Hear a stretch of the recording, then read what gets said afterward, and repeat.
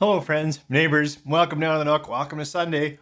And we've got a couple of samples. In fact, I think these kind of samples are exactly why I shoot this, because they are whiskeys that I would never see around here. And also, they've got a unique story. So I've got two samples from Sean Darkcloud, thank you sir. And they're both actually from Belgrove in Tasmania, but they were bought, bonded, and then finished in Ireland in Kilowen Distillery. So I've got an oat whiskey from Belgrove and I've got a rye from Belgrove. So I don't know what to recommend. If you've got an oat whiskey or you've got a rye whiskey, why don't we just start with that? If you've got either of these from Kilowen, but it's a Belgrave liquid, when you pour a dram of that, when you come on back, we'll share some thoughts on these very unique samples. 3, 4.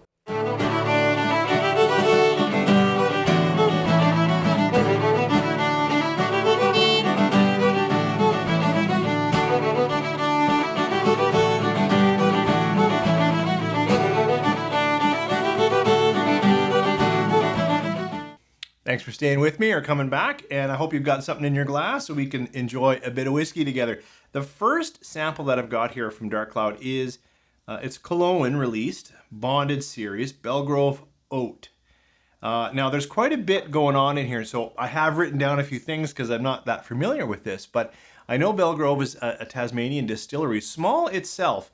Kilowen, super small craft distillery in Ireland, and has put out some really excellent liquid that I've had the good fortune of trying. This Belgrove Oat, if I understand, is a mix of unmalted grains. 70% of that is oats, but there's a little bit of wheat, a little bit of barley, and then some malted grains, and I believe it's about 10 malted barley and 10 malted rye. So it's actually oat, wheat, barley, rye. I get that all? So it is a 4-grain, but 70% of it is, I believe, unmalted oats, which is why it's considered an oat. Then it's got a unique history in the sense of, it's been aged for 3 years. It's young, but in Tasmanian Pinot Noir and malt whiskey cask. That's where it's got its age. And then Kilowen finished it in their classic rum raisin finish, which is they make their own dark rum and cask it, and so it's in those casks, and then PX sherry. Now, I don't know how long finishing is, probably a short amount of time, because I think those casks are pretty active. So all the grains, all the casks, and its cask strength, which I think is at 56%. I wrote that down. No, 59.42. So let's see what the nose is on this oat whiskey with all of that going on. That's a funky nose. Like it has, like all of those, a little bit of wine note, a little bit of fig note, a little bit of raisin note, right? So it's got that, but at its core, it's got a different tune than just, a slight barley nuttiness or a creamy wheat or... Yeah, I'm going to say there's just layers of spicing in there as well, like Christmas spicing, but dark molasses type, cooked down sugars. I did get a kind of a red wine note, but then I also got, pithy, figgy, kind of sticky toffee pudding type note.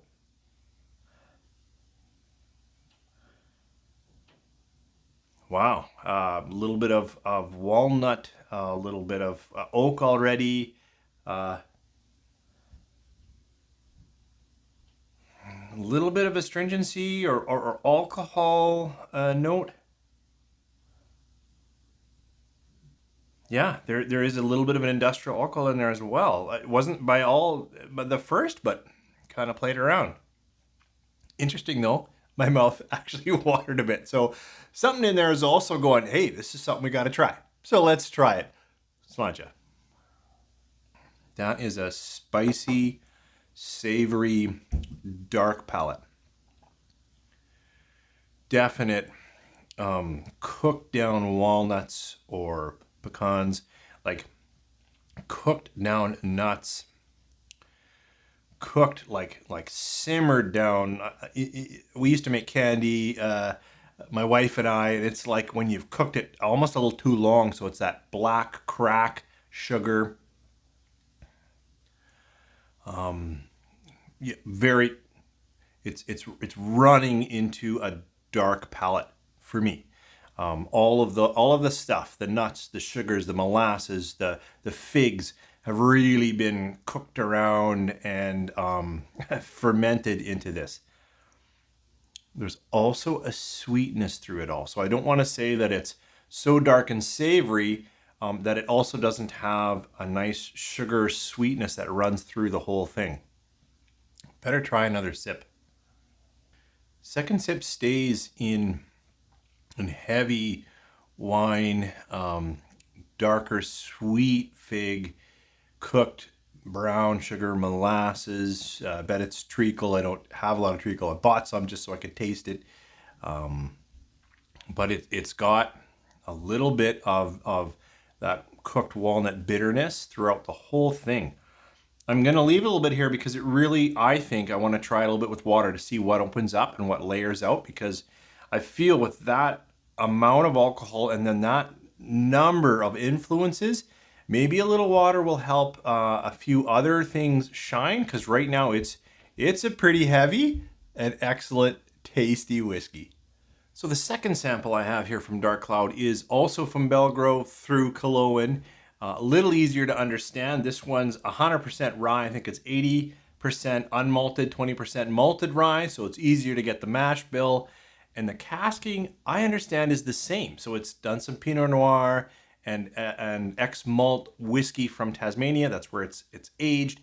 And then it's finished in that dark rum and PX sherry, I think. Because I think these are from what they call the Rum Raisin series, but it's from Belgrove Distillery, and it comes to us from Kilowen in Ireland.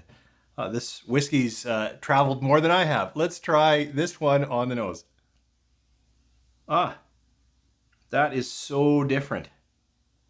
This is a sweeter buttered toffee, but with more of that lighter sugared rum and raisin. Like, I might even, this one even gets playing right into that rum raisin ice cream that I get on their rum raisin whiskey. This one, to me, I almost would recognize as Kilowen. It's right in there, and it's a rye. But this one continues to have a lot of dark wine in it. I don't know why, but that's just where my palate is. This on the nose, boy, that's like candy. I got to get in here. This one's bigger. It's 60 point something percent, I think. So, and they're both unchill filtered as they should be. Sláinte. Much brighter. So much brighter. It still has a little bit of an industrial alcohol note, now that I say that. I didn't get that in the palate here, I got it in the nose, but here I got it in the palate. There's some young alcohol in here for sure. But where I'm going with brighter is it's peppery, it's rye bread, but it's got some butter toffee, some sweet sugar rum, and a little bit of fruit in there, which I'm going to go for the PX sherry. So a little bit of red fruit, but it's not overwhelmingly, crushingly red like this. It's just a little bit of red fruit with spicy rye, not too grassy. There's a little bit peppery. Coat's nice. They both coat well. I got it right in a little sip of this one. Actually, the second sip, even more of the alcohol came through. So, and which might come off a little bit like pine, a little bit of pine resin, and it's hot. My tongue is on fire. Whereas this 59 or 56, I've got 59 down. I thought it was, yeah, I guess 59. So actually they're really, really close, 59 and 60%. This one drinks much hotter and a little more alcohol, but it's also fresher and brighter for me. And a lot of rye pepper now. My palate, I'm glad I did it in that order. I did it actually in that order because for some reason I thought the percentage difference was bigger. But I'm glad I did it that way because this one is hotter, it's huggier, it's spicier, and it really would have blown my palate out in the sense of I think I would have struggled getting even at the darker fruit and the resinous fruits that I was getting here. This is a really tough one to recommend if you see these two on the shelf because they are still available online, it looks like, from Kilowen, so they still have these around. These are experience whiskeys. These, I suggest, are not, casual, yeah, sure, have your whiskey friends over and have an experience together, but they are both powerful in the directions they go, and I think could put off a certain group of people if you're pretty new to whiskey. I would say I'm liking the rye a bit more. It's just speaking to me. Having said that, it is piney and a little alcoholic, and I think perhaps the oat would have a broader appeal, but it's heavily cask. Like the casking on this oat one is really strong, whereas this, I feel the distillate is speaking, but the distillate is still young, and so that's kind of what it's saying. I like them both, and they are excellent experiences and exactly what I want on Sample Sunday. Although I also like it if I've seen these on the shelves, so I get a sense, I got to bring a bottle of that and get a full review. Either way, it's a fun time to taste together. Thanks for joining me here in the Nook. Have you had either of these? If you have, please share your thoughts.